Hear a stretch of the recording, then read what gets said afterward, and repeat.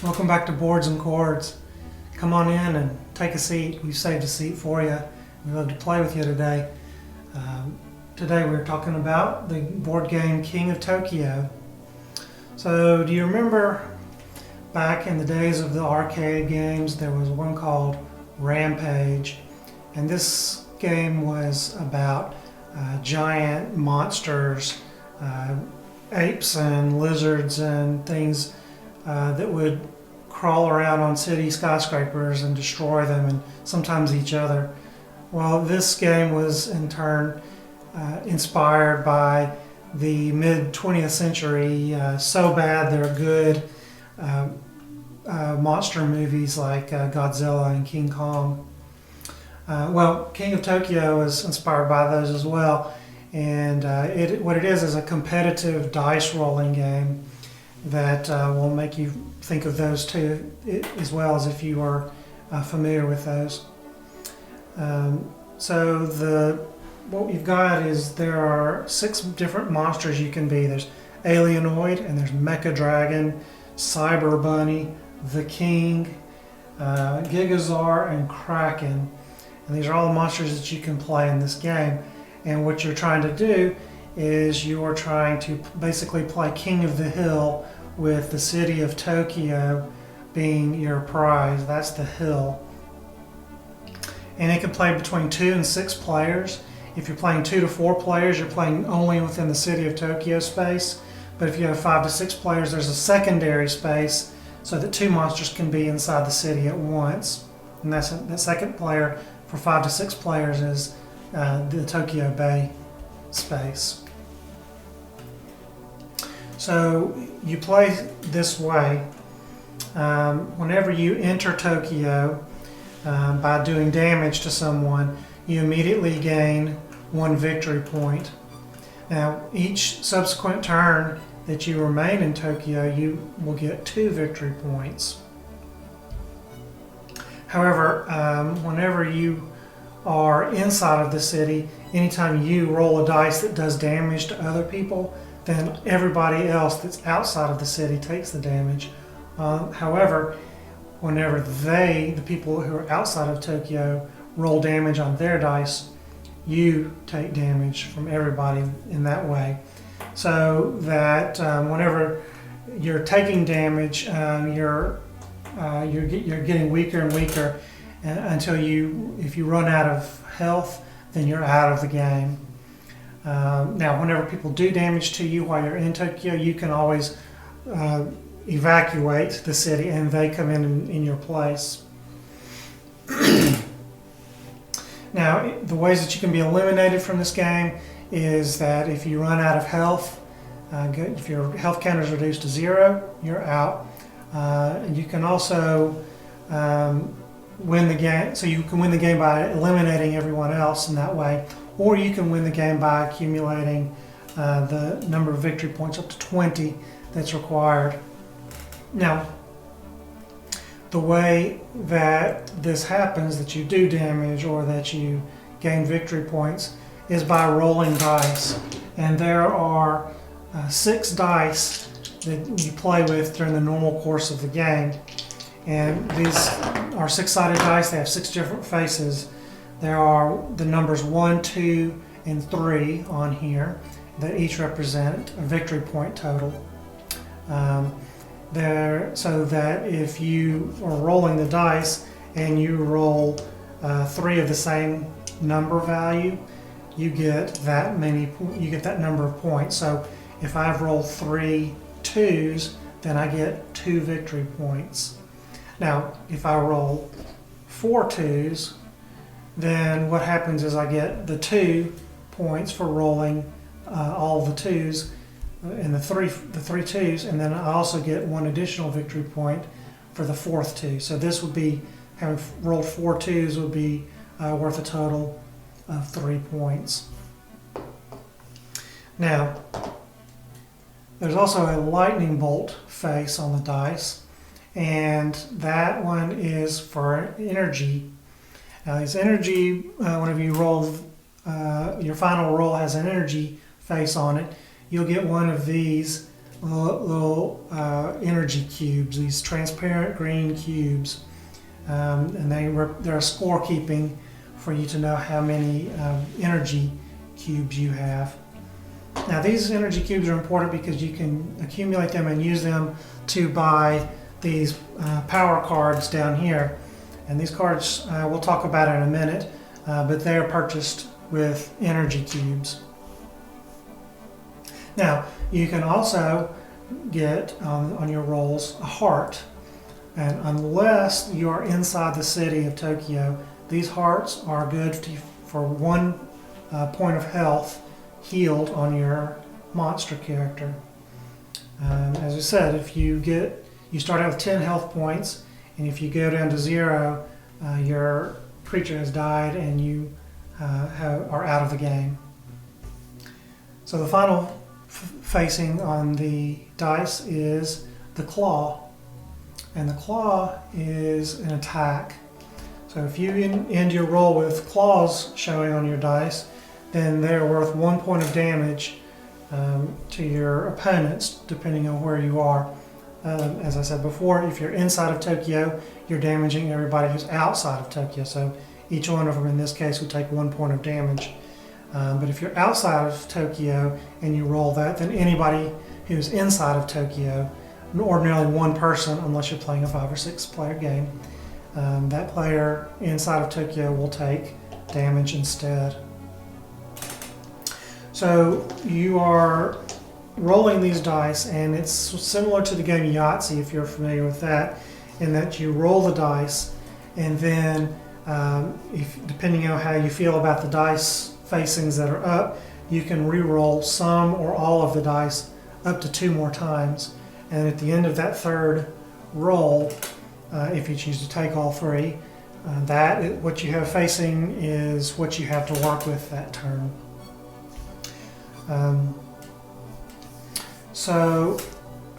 Let's talk about the cards for a minute.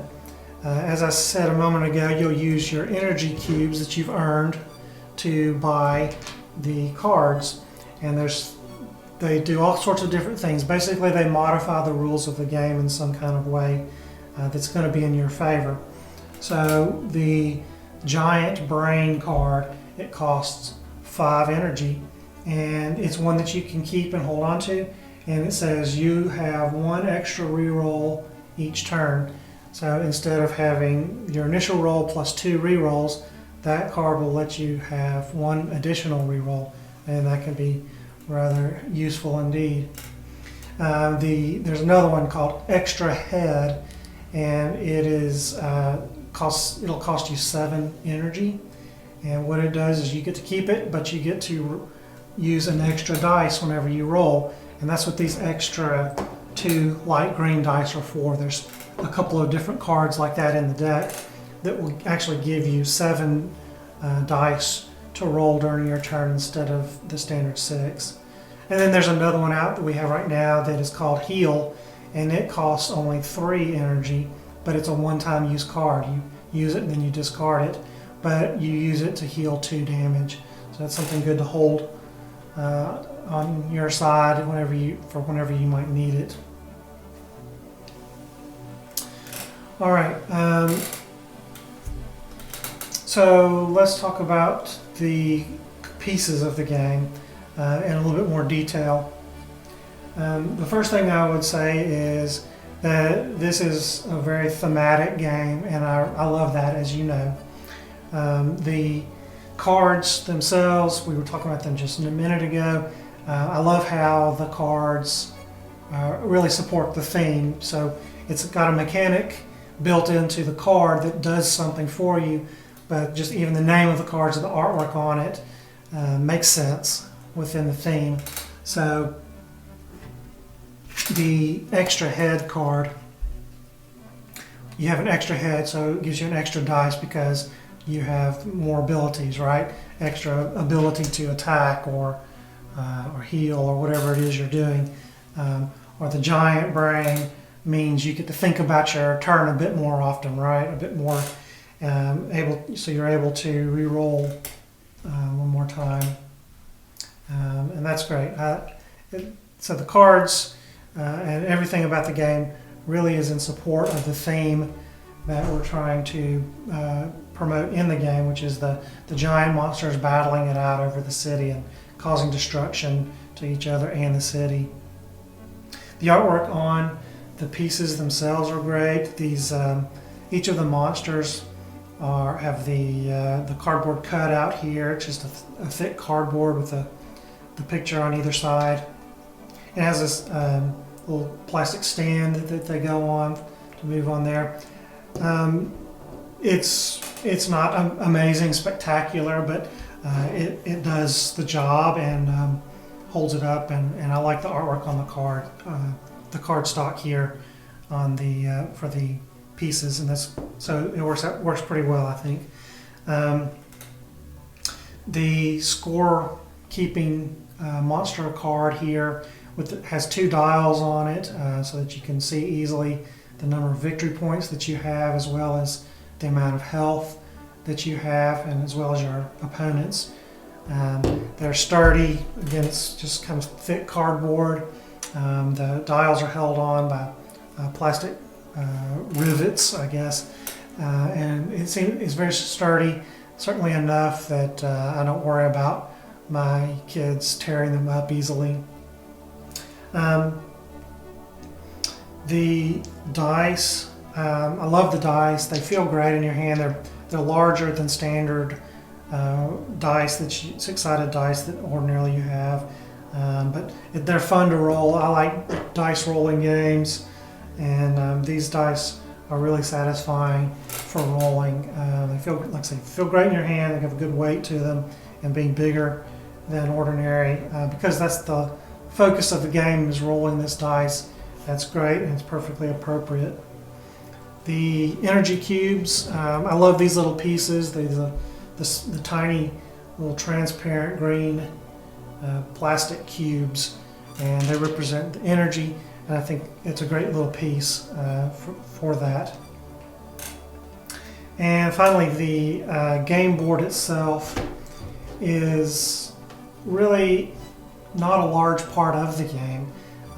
Truly, it's just a kind of scorekeeping, kind of a placeholder to designate who it is that's the king of the hill right now. So really, to be honest, this part of the game is largely unnecessary, but so it's very small. It's only about 6 inches square, and it would be kind of surprising to game boarders who are used to playing with a large table spanning board on their game, how small this is coming out of the box. All right, let's see. With the cards, they're standard glossy card stock that are standard playing card size. You may want to consider sleeving them depending on how rough you think your play group or your family, your kids might be on the cards. The cards themselves don't get that much handling within the game itself, so I haven't sleeved mine yet, but that's something you might want to consider. So with our family, we really enjoy playing this game. It's fun to throw the dice and have some randomness to it. The rules are easy to understand, and there's not a lot of heavy strategy in this game, so it makes it easy for the kids to understand how to get into it and play. And so for the younger ones who we're maybe not great at producing a lot of strategy, this game is easy for them to understand and get into.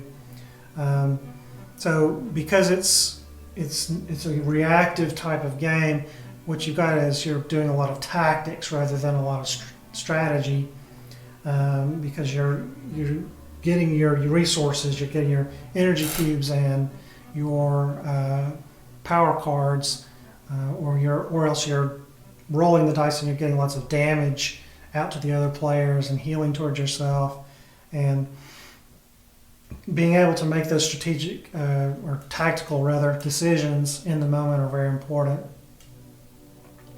The cards that you have that are out, that have been dealt during that turn or during the game, will affect what you're doing as you roll the dice. So if you've got lots of energy and you've got something that encourages you to roll lots of number values, that might influence how you decide to roll and what you decide to keep. We find that this game is very replayable. The victory can come through a couple of different ways, either through victory points or through fighting and eliminating your other opponents. And then, as I just said, the cards that are out modify how you play and how the other players are playing as well. So it makes each game quite different from the last. And sometimes it goes quickly and sometimes it goes a little more slowly, just depending on how each of the players are doing during that game. Ordinarily, our games seem to take close to an hour, but that's with our group of 5, and some of them are young children. The box says that you should expect the game to take about 30 minutes.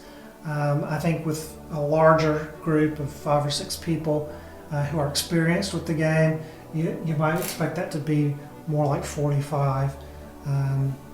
But that's just been our experiences in that area. The box recommends that the players be age 8 and older, and I think that's a good suggestion. The rules are easy to learn, but the strategies that you might develop once you start getting cards could be more challenging for younger players who maybe don't understand what the cards do, the particular cards as they read them. They have to be able to understand them, so you may have to explain to them how to use it. But if the kids do have some help, either from older siblings or from adults playing the game, then I think that they'll be just fine with a little bit of practice. As for the content itself, in the game, the monster that you play, they're not that frightening. They're kind of cartoony and comical. They're not frightening or violent looking, really. If you remember the old Roadrunner and Wile E. Coyote cartoons, the action, the violence is and the depictions are along those level of action there. So it's not very intense at all, and it doesn't bother me. I don't worry about my kids in that. All right, so now finally let's talk about our tips for this game. My beginner's tip for you would be that in general what you're wanting to do is you let your starting roll determine what the rest of your turn is going to look like. A lot of times it's tempting to go into a turn saying, all right, I would really like to get some more victory points, or I really think I want to attack whoever it is that's in Tokyo that I'm competitive with. But it's better for you to just be more reactive to whatever it is you've rolled that turn. So if you've got a lot of numbers, go for the numbers. If you have rolled some energy, maybe you better think about rolling try to get some more energy and that sort of thing. So unless you are trying to heal yourself up, or you have an opponent that's got really low health that you feel like you want to finish knocking them out, then my suggestion is let the opening roll of your turn determine where your turn is going to go. All right, now my pro tip for you on this game then is observe what the other people are doing on the table and do the opposite of that. If the other players on the table seem to be focusing on getting claws to attack the other players and hearts to heal themselves up, then you should probably consider trying to go for points or cards to upgrade your monster with. That'll in general do very well for you. because otherwise you get into this arms race sort of scenario, lots of competition for the cards, or everybody's trying to damage each other and heal themselves, and it can kind of slow things down. Whereas if you take an opposite strategy, a lot of times you'll excel beyond what the others are doing, and you can often take victory in that way. All right, with that, then that wraps up this episode of Boards and Chords. This has been King of Tokyo, and I'm glad you joined us. Please subscribe, and if you've enjoyed this, please leave me a comment and share this with a friend or family who you think might also enjoy this. All right, and until next time then, this is Jonathan saying goodbye. Thanks for joining us on Boards and Chords. Connect with us on Facebook, Twitter, YouTube, or at our website at boardsandchords.com. We'll see you at the table.